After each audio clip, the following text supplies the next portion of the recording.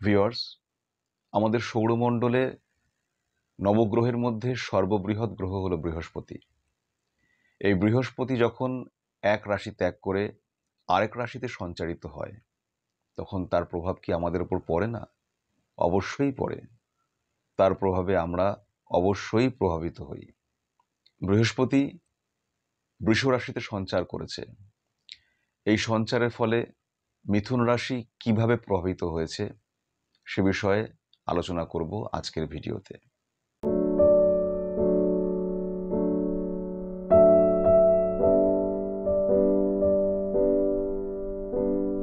ওং নমঃ শিবায়। ভিউয়ার্স, অ্যাস্ট্রোমেথা চ্যানেলে আপনাদের সকলকে স্বাগত। সৌরজগতে 9টি গ্রহের মধ্যে বৃহস্পতি সর্বাধিক হেভি প্ল্যানেট, সুতরাং তার ট্রানজিট যথেষ্ট গুরুত্ব রাখে। আপনাদের যাদের জন্মরাশি মিথুন রাশি কিংবা জন্মলগ্ন মিথুন লগ্ন, আজকের এই বিচার তাদের জন্য প্রযুক্ত হবে।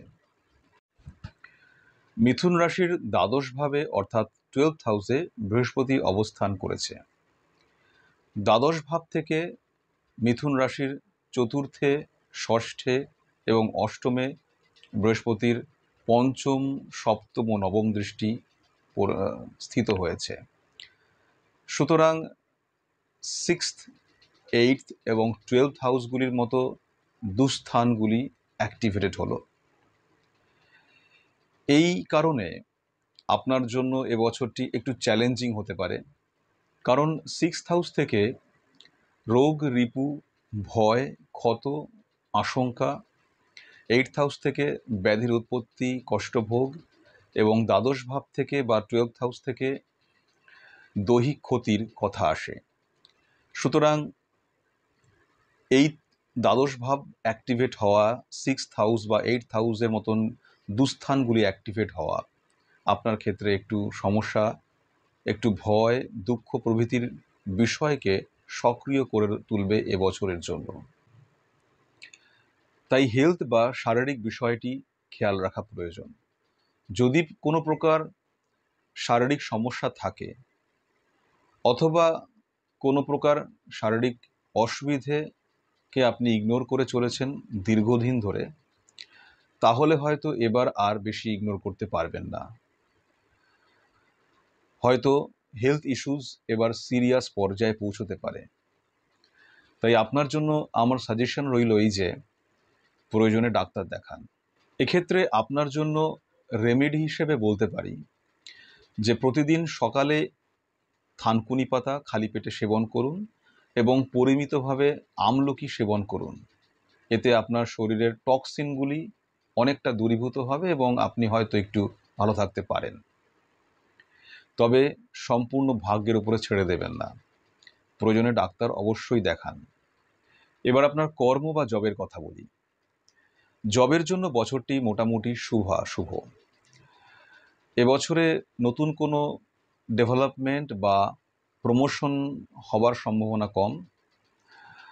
জবের পজিশন বিশেষ চেঞ্জ না হলেও আপনার জন্য ইনক্রিমেন্ট হবে এবছর, সুতরাং আপনার আয় বৃদ্ধি পাবে। ওয়েলথ বা সম্পদের বিচারে বলা যায় বছরটি শুভ মিশ্র ফল দেবে। যদি আপনি জমি বাড়ি ক্রয় করতে চান তাহলে বছরটি শুভ। ভেহিকেল বা যানবাহন আদির ক্রয়ের জন্য বছরটি বেশ ভালো। পৈতৃক সম্পত্তি পাওয়ার ক্ষেত্রে বা পৈতৃক সম্পত্তি যদি পাওয়ার বিষয় থাকে তাহলে এবার আপনি তা পেতে চলেছেন। পৈতৃক সম্পত্তি নিয়ে যদি কোনো প্রকার লিটিগেশনের সমস্যা থাকে তাহলে এবছর আপনি সেই লিটিগেশনের সমস্যা কাটিয়ে উঠবেন, সাফল্য লাভ করবেন। কিন্তু ব্যবসার ক্ষেত্রে বলা যায় ব্যবসা এবছর অত্যন্ত শুভ নয় বা খুব শুভ নয়।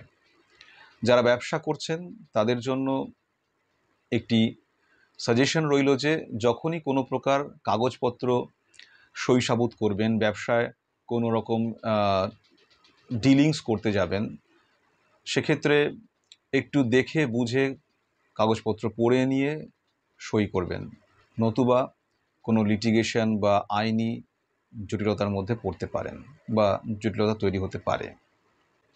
এবার আসি আপনাদের সম্পর্কের বিচারে। সম্পর্কের দিক থেকে বিশেষ করে পারিবারিক মানুষদের সম্পর্কের বিষয়গুলি এবার একটু গুরুত্বপূর্ণ হচ্ছে। এক্ষেত্রে একটু নেগেটিভিটি দেখা যাচ্ছে। সুতরাং পরিবারের লোকজনের সঙ্গে সম্পর্ক সুন্দর করে বজায় রাখার চেষ্টা করুন, একটু ফ্লেক্সিবল হয়ে থাকার চেষ্টা করুন। তাদের মাঝের আপনাদের মধ্যেকার যে সম্পর্কগুলি রয়েছে পারিবারিক লোকজনদের মধ্যে সেগুলিকে গুরুত্ব দিন। স্বামী স্ত্রীর সম্পর্কটিও বেশ এবার একটু স্ট্রেসফুল হতে পারে। সুতরাং পরস্পরের মতবিরোধে না গিয়ে পরস্পরের মতানৈক্যে গুরুত্ব দিন, পরস্পরের মতকে গুরুত্ব দিন, প্রত্যেকের প্রতি সহানুভূতিশীল হন এবং মত পার্থক্য দূর করে চলার চেষ্টা করুন। তবে আপনার সামাজিক সম্পর্ক অত্যন্ত শুভ দেখাচ্ছে। সামাজিক ক্ষেত্রে আপনি অনেক মানুষজনের সঙ্গে পরিচিত হবেন, অনেক মানুষজনের সঙ্গে আপনার যোগাযোগ বাড়বে, বৃদ্ধি পাবে। সুতরাং এক্ষেত্রে কোনো বিশেষ অসুবিধা নেই। এডুকেশন বা শিক্ষার বিষয়ে বলা যায় যে বছরটি খুব শুভ নয়। যারা মিথুন রাশির জাতক জাতিকা পড়াশোনা করছো, ছাত্রছাত্রী, তাদের জন্য বলি যে এবছরে অনেক বেশি পরিশ্রম করতে হবে। এবছর তোমাদের কাছে বেশি পরিশ্রম দাবি করছে। যদি 200% এফার্ট দেওয়া যায় তাহলে হয়তো 100% রেজাল্ট পাওয়া যেতে পারে, নতুবা আশানুরূপ রেজাল্ট না হওয়ার সম্ভাবনা অনেকটাই থাকছে। তাই যতটা সম্ভব বেশি বেশি করে পরিশ্রম করে পড়াশোনা করো, বেশি সময় দিয়ে পড়াশোনা করো। 100%-এর জায়গায় বেশি, 100-এর জায়গায় 200, ডাবল ট্রিপল এফার্ট দাও, তাহলে হয়তো তোমাদের এই অসুবিধে থাকবে না, তোমাদের রেজাল্ট তোমাদের আশানুরূপ হতে পারবে।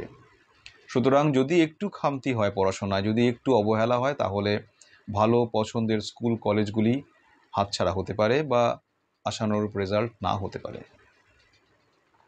ওভারঅল এ বছরটির সময় খুব যে পজিটিভ তা নয়, যেহেতু 8th house, 6th house, 12th হাউসের মতন হাউসগুলি অ্যাক্টিভেটেড হয়েছে, দুঃখ উৎপত্তির ভাবগুলি যেহেতু সক্রিয় থাকছে, সুতরাং দুঃখ বা হতাশা বা ডিসঅ্যাপয়েন্টমেন্ট আসতেই পারে, দুঃখ একটু আসতেই পারে।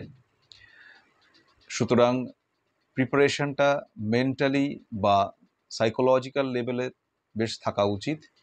একটা প্রস্তুতি রাখাই উচিত মনের মধ্যে যে এবছরে একটু চ্যালেঞ্জিং টাইম ফেস করতে হবে। তবে হতাশার মধ্যেও একটা কথা বলি যে হতাশ হওয়ার প্রয়োজন নেই, কারণ adversity always gives us a opportunity to introspect our self. তবে হতাশার কথা সরিয়ে রেখেই বলি, যদি দুঃখ স্পর্শ করে, যদি ডিসঅ্যাপয়েন্টমেন্ট আসে, তাহলে আপনারা প্রতিকার হিসেবে ওং হ্রিং ক্লিং হুং বৃহস্পতয়ে নম এই মন্ত্রটি জপ করতে পারেন। দিনে 2 বার এই মন্ত্রের জপ করা ভালো হতে পারে। অথবা আপনারা যারা ইষ্ট দেবতাকে পেয়েছেন, যারা আপনাদের ইষ্টকে জানেন, তাকে স্মরণ করুন প্রতিদিন। এক্ষেত্রে অনেকটি সহযোগিতা পাবেন। আর স্নানের পূর্বে নাভিতে একটু মধু আর একটু কেশর লাগিয়ে রেখে তারপরে স্নান করুন, অথবা স্নানের পরে একটু মধু আর কেশর মিশিয়ে নাভিতে লাগিয়ে রাখুন। তাতে আপনাদের কিছুটা পরিমাণে সমস্যার সমাধান হতে পারবে বলে মনে হয়। আজ এই পর্যন্তই।